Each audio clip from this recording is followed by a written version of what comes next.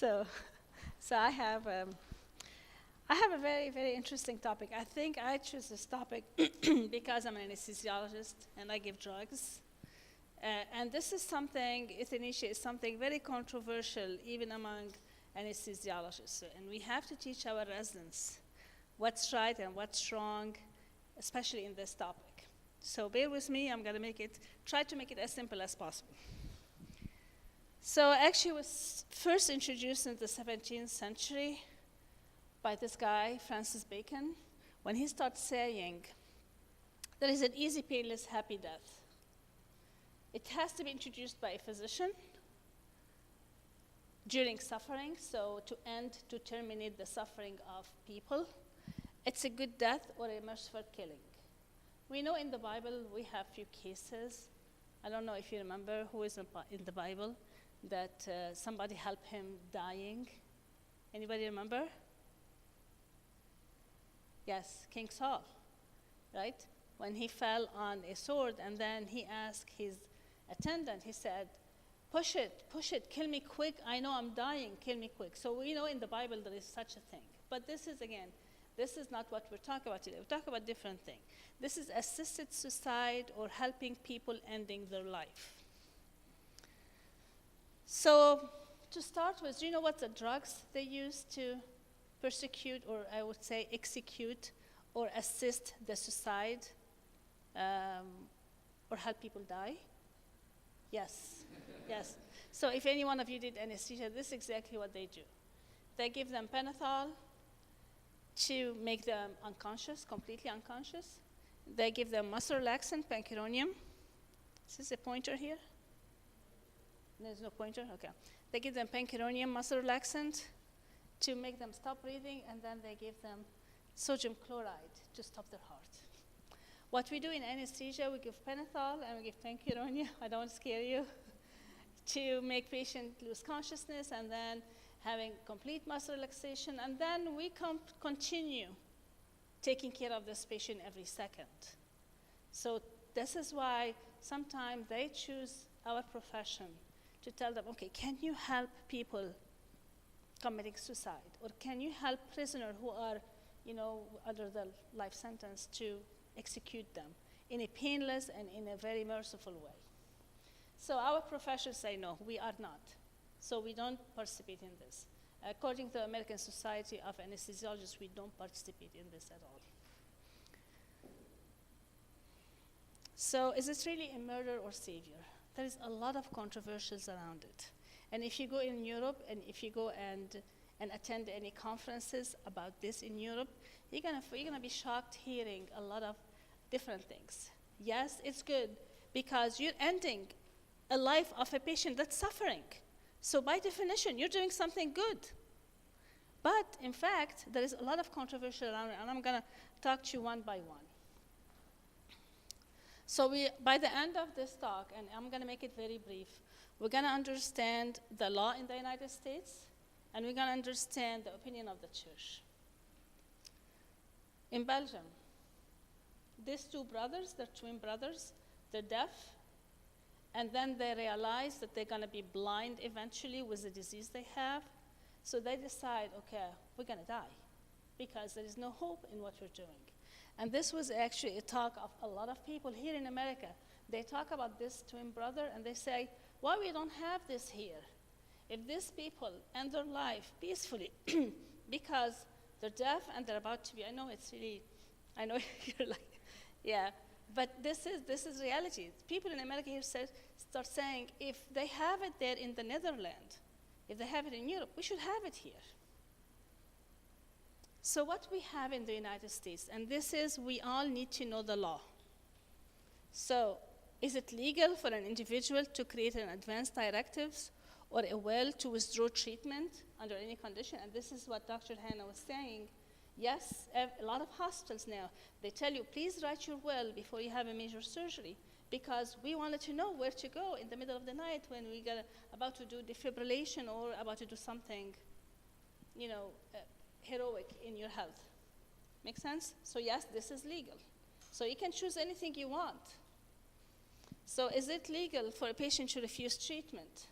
Yes, patient can refuse his J-tube, can refuse IV fluids, can refuse IV antibiotics, can refuse chemotherapy. Even we have to explain to them, and even they know they're dying, right? So this is legal. Is it legal to receive sufficient painkillers to a comfortable level? Yes. And this is what the physiology of end of life, this is what Dr. Hannah was saying, is at the end of the life, we allow people to have a lot of narcotics because we want to make them comfortable. And actually, people might say, oh, you are expediting their death. No, we are making them comfortable to die in peace, right? And is it legal to give them sedatives? Yes, we give them sedatives to the point that they can lose consciousness because of this, but we have to make them comfortable. Make sense? Almost. So I had been to the sedatives part. Yes. At that point, I feel like you're just putting them under, and now they're... Not under. A sedative, it's not supposed to put them under. But again, like an example I always like to say, you have a patient with a disease, mental and physical disease, she kept screaming, screaming, screaming constantly. This is not a terminal disease, right? It's not terminal because this is something that she's going to be doing. And actually, it's a well-known case, actually. There was a case report on this. So the physician gave her a sedative and a narcotic to just calm her pain, but this is not making her die.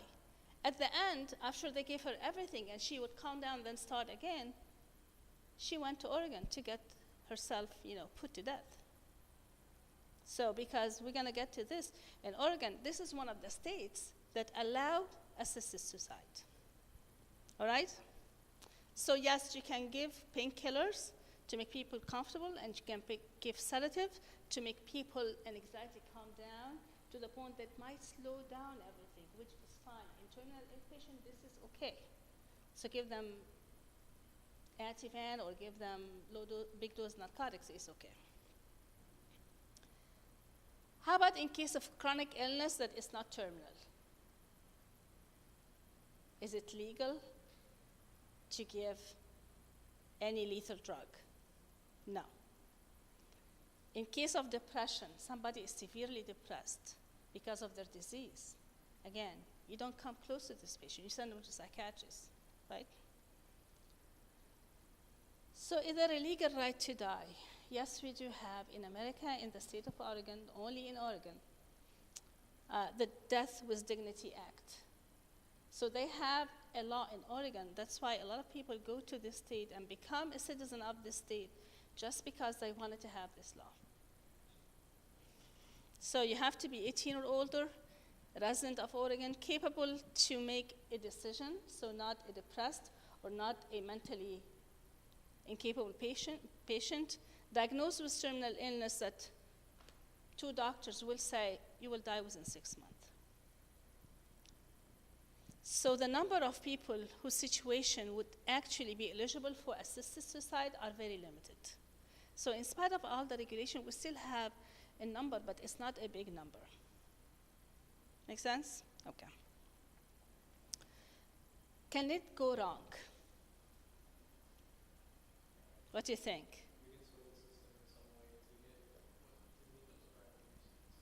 To meet Swiss parameters. Like, for instance, the 2 diagnoses for 6 months, I can see it. Like, doctors can be known to be more lenient to giving that. Very good. We're going to get to this in a minute. Hold on to this. Yes, you're right. It was really a slippery slope. Like, you can get dragged into doing a lot of wrong things. But what I'm talking about here is the process of committing euthanasia could go wrong, the process itself. Yes, definitely, right? Because patients usually have a disease that might not allow them to complete the process. They have to put themselves to death themselves, not somebody. Yeah, a physician will prescribe the medicine, but they have to do it on themselves, right? So in the Netherlands, this is where actually this thing is very common. So they studied over 2 years and published in 2000 in the New England Journal of Medicine, 649 cases, and they found out 18 complications. Reasons for these complications, longer than expected time to death, failure to induce coma, or patients after they go to coma, they wake up again, after they become paralyzed, which is really bad, failure for patient to complete the medication, and the physician end up doing everything for them. Yeah, it's not really good, but we have to know these things. So what happened is the Royal Dutch Medical Association said every time there is an assisted suicide or euthanasia, a physician has to be by the bedside. Why? Because basically the physician have a syringe of pentothal, a syringe of pancuronium, and another one of sodium chloride. If you cannot do it, I'm going to do it for you. This is how it is. Well, you make me give this topic. Okay. So what Mark was saying, in the Netherlands, around 1,000 people are euthanized by doctors every year without their consent. So this grandma, her kids take her and they say, okay, you know what? She told us that she wants to die. She's, she's dementic. She's really giving everybody a hard time. She's miserable. So they put her to die, exactly like you have your dog, your pet. This is exactly what's happening in the Netherlands. In Holland, people have in their wallets little cards saying, please do not do this without my consent. Can you imagine? So, would legalizing voluntary euthanasia and assisted suicide create a slippery slope to involuntary euthanasia? Yes, and we've seen it with the previous slide. So the people who talks that, oh, we did not see any evidence, show us. And even the people in Oregon, they say, we're doing it absolutely right. There is no case of incomplete euthanasia, and there is no case of involuntary euthanasia. Involuntary when there is no consent done. So they just say, okay, show us the literature. If you don't have literature, we cannot be convinced that it is a slippery slope. And the thing again is that it's going to be really with the new healthcare reforms, and everything in the society is obsessed about cost. And this poor family who their grandma is costing them thousands of dollars every month to keep them in a assisted living or medication, they eventually will say, you know what? Let her go. So does physician-assisted suicide violate the oath we say in the end of your medical school? And people, believe it or not, say, no, it does not violate it. Because we say, do not harm. And when we do not harm, when we have a baby dying in our hand of cancer, I don't want to hurt him. I'm going to put him to sleep so he cannot suffer anymore. And they justify this by saying, it's the best way. I love this patient. That's why I'm going to make it a peaceful death for him. I love this baby, or I love this grandmother. I'm going to make it easy to die for them. Make sense? See how they're thinking? Again, as they say, I will neither give a deadly drug to anybody if asked for it, nor will I make a suggestion to this effect. So I'm not even tell them the name of the drug that they can kill themselves with. Make sense? So would it undermine the quality of palliative care that patients receive? What do you think? Well, Dr. Hanna just finished his talk, and he told us about all the palliative care and all we give to these dying patients. So the they will say, there is no way. We're going to do everything for the patient till the last minute, and then if at the end, after we tried all the care we have, they wanted to die, we'll let them die. The thing against it, study failed actually to show that they have any hospital-style palliative care in the Netherlands. They don't have even these facilities existing, or very few of them just existed in this. So this means they really cross the line and they really, okay, you're close to death, we'll take you down. This is what they do. Now, is this religious in nature when we talked about this? What do you think?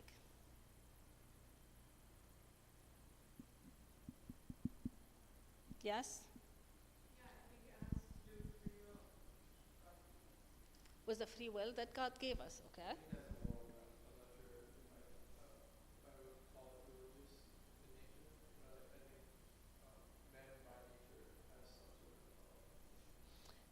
and this is a talk that I frequently get involved with my resident, and they say, you know what, Dr. Hannah, I'm not Christian, and I don't believe in any of this, and I do believe that any patient have the right to die if this is what they wanted to do.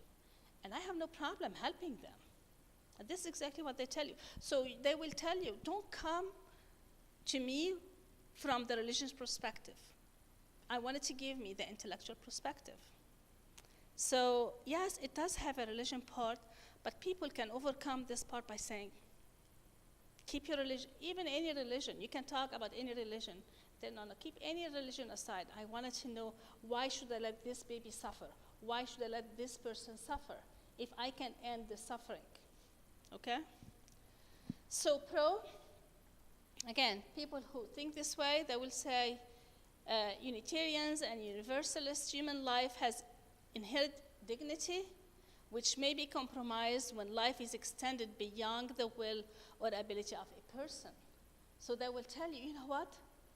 I am thinking I'm giving this person a lot of dignity by just letting their life end now. Because if I let them go forever, they're going to lose their dignity. See where they're coming from? Totally different. And then against it, they will say, as religious leaders, we say, we have actually the act of love. We believe that life is the most basic gift of a loving God, and a gift over which we have stewardship but not absolute dominion.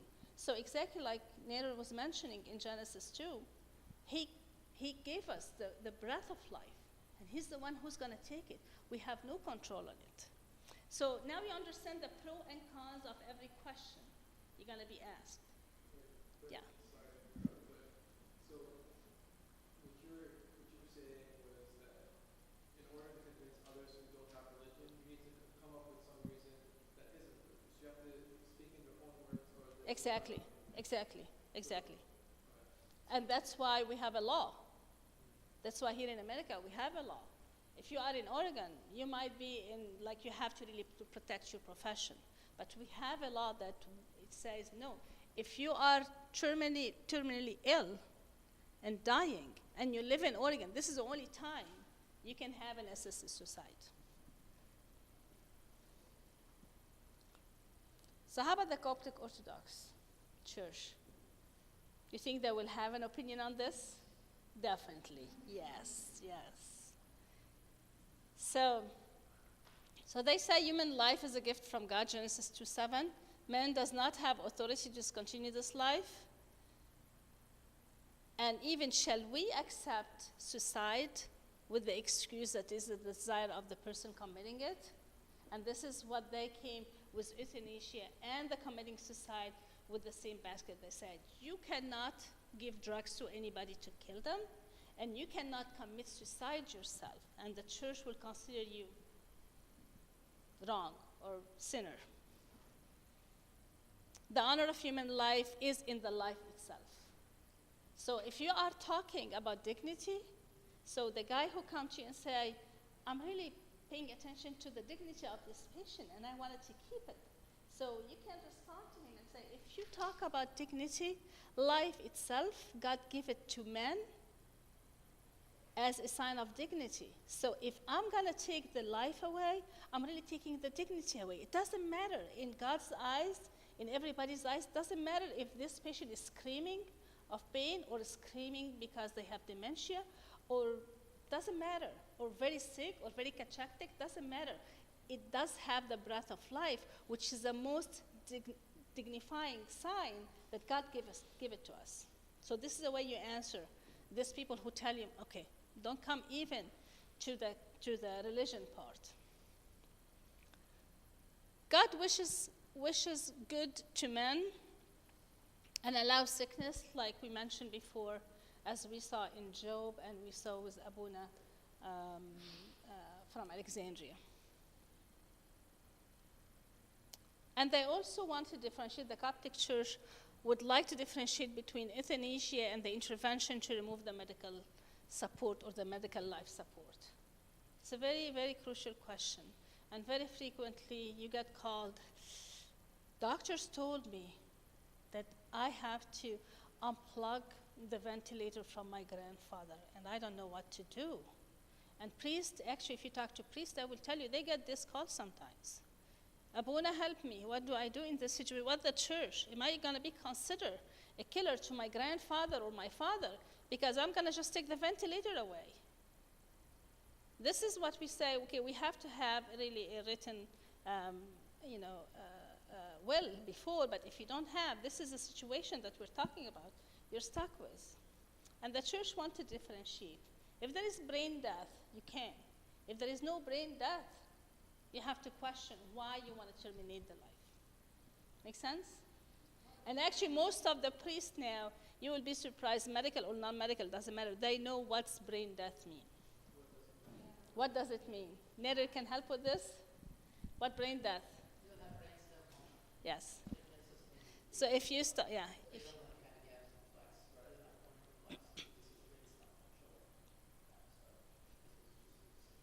And it's neurological, yeah.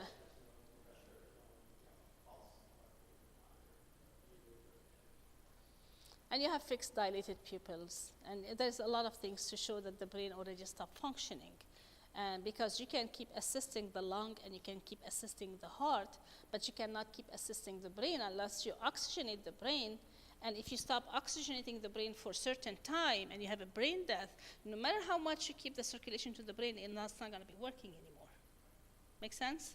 So the brain, some function, dilated pupils and all of this, and most of the priests know these things, and they will tell them, because sometimes they get called by any random people, and they will tell them, is the physician said that his brain is dead. What's a sign? Dilated fixed pupil, cannot maintain breathing if he's off the vent, and so forth. All right. Surprisingly, other churches have different opinion, but most of the churches agree with the Coptic Orthodox Church.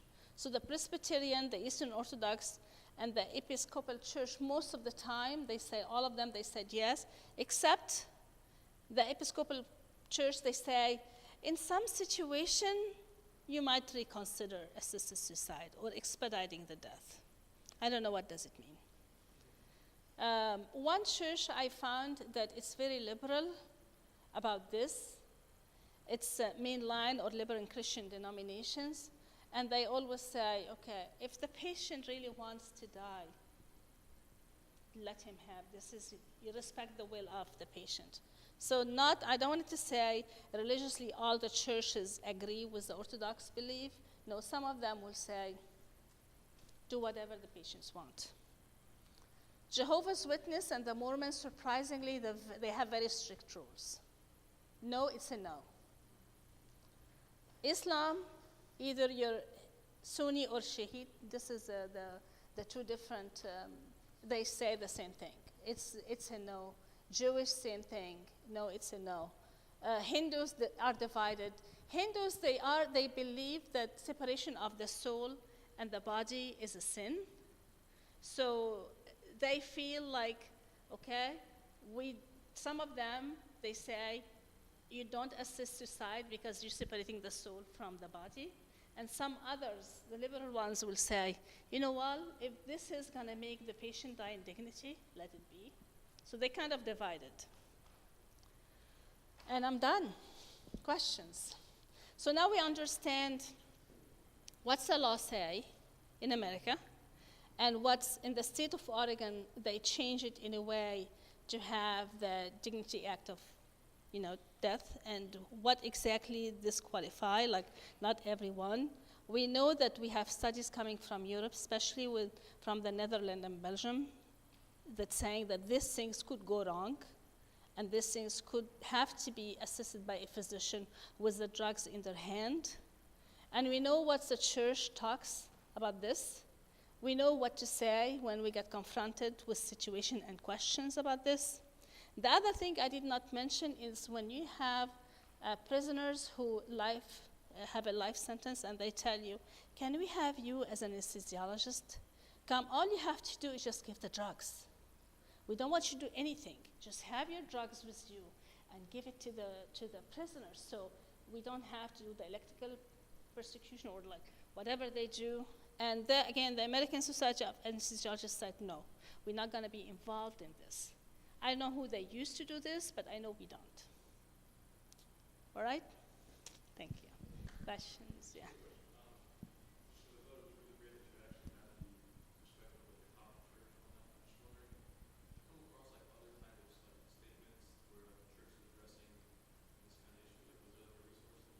Yeah, actually, this resource, I forgot to put it.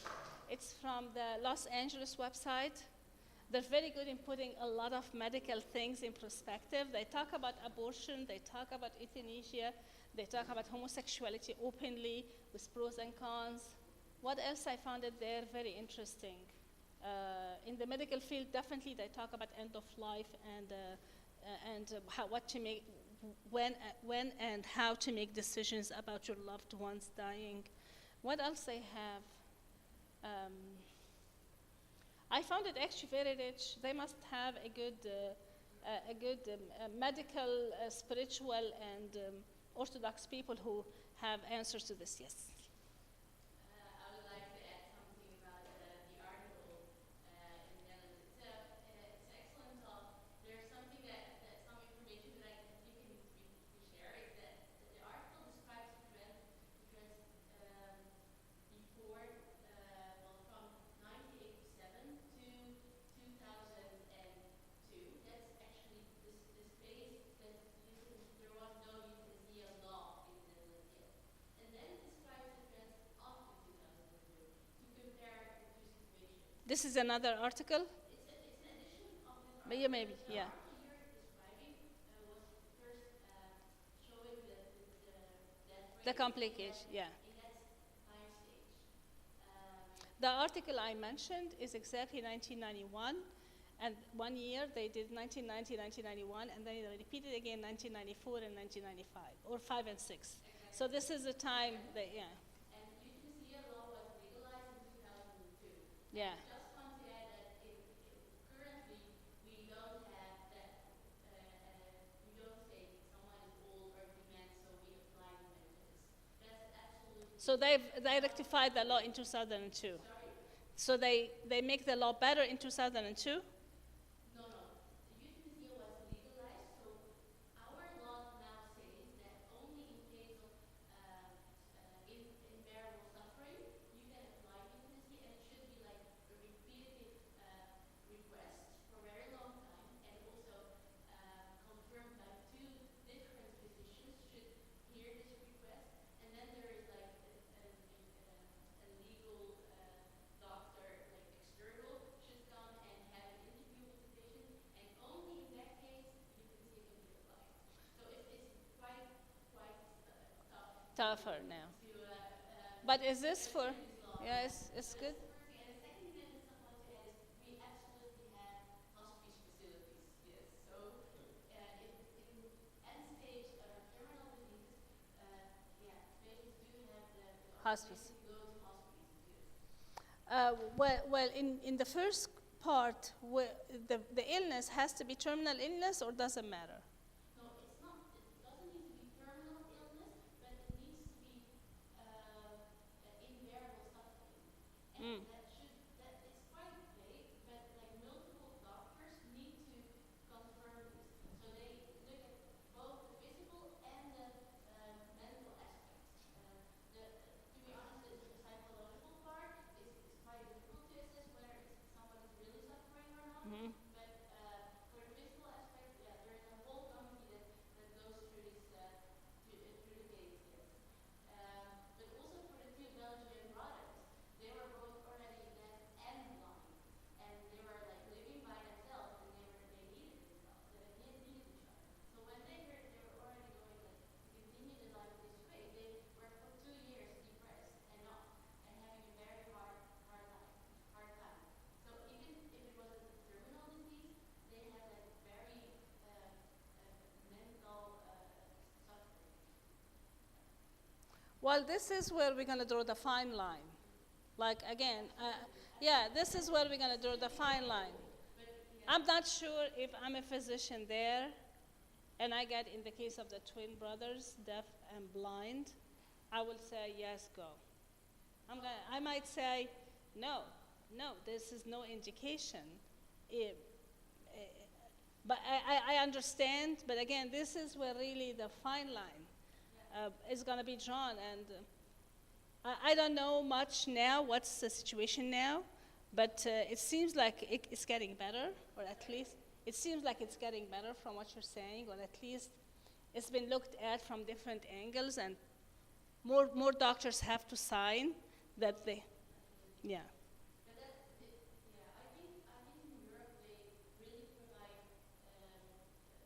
very good example actually for how euthanasia should be applied, and that request has not like significantly increased than before the time that we didn't have the euthanasia law. So, Do you have an average number per year of euthanasia? How often it happened? but I can tell you, like within the maybe three years that I was working in the clinical hospital, I saw it only one time. You saw it one And time. I was working in the internal medicine department, and it's like the department where you should basically stop. Even the oncology department. Only once. It's really, really weird. What's more common is the, I don't know whether it's the physician-assisted suicide. When people are in their terminal stage and they're like really suffering, you could give them some muscle Relaxant? relaxants like that, and and in combination with some low sedation, but that's like you can discuss it. It's not full euthanasia. It's not you don't It's like stop feeding, facility. you don't stop feeding them. You don't stop. You still continue feeding them. Give them the treatment, and until they like. At the end, and this is, yeah. So just relative capacity. Hmm? So everything but the capacity. Well, you continue to like give them. The support, yeah. Yeah, what she's saying is to facilitate the last minute agony. This is not euthanasia at all. This is not euthanasia at all, yeah. It's not euthanasia. But I know in Oregon we have, because of the rule they have, we still have at least 200 cases of euthanasia just in the last year. So it is quite, What makes Oregon different? I don't see how Yeah. did they get away with it and not Yeah. It's I know I watched also the HBO movie with Al Pacino, the Jack Kapoor King. yeah. I was a little bit convinced, not convinced, but like it was just something that I wasn't really aware of until I saw that movie, and then I'm like, okay, like what he's saying is not completely, ridiculous. Even he had a case where he had someone who was depressed and sent him away. He said, "You're just depressed. Go to see a psychiatrist." So I mean, I know it's a movie and it's like it's Hollywood, but I just like I think it's a very like fascinating thing to study and to see. But do you know what makes Oregon actually different? I don't know why Oregon itself. It has to be something with the State Department there, or somebody was sitting in the committee that legalized the law, that was pro this kind of action and let it happen. It's exactly like some states have now opium and all this legalized. People go to the states to use it. So I think this is one of the things that we don't know why. Maybe somebody was in this office at this time and let it go. And since then, people who wants to do this will go to the state. There could also be economic incentives to get people to move to the state. Maybe. And then die. To go Oregon and then die. And then die. All right, we'll take more questions at that. Do you have any questions? Okay. Yeah, you're welcome.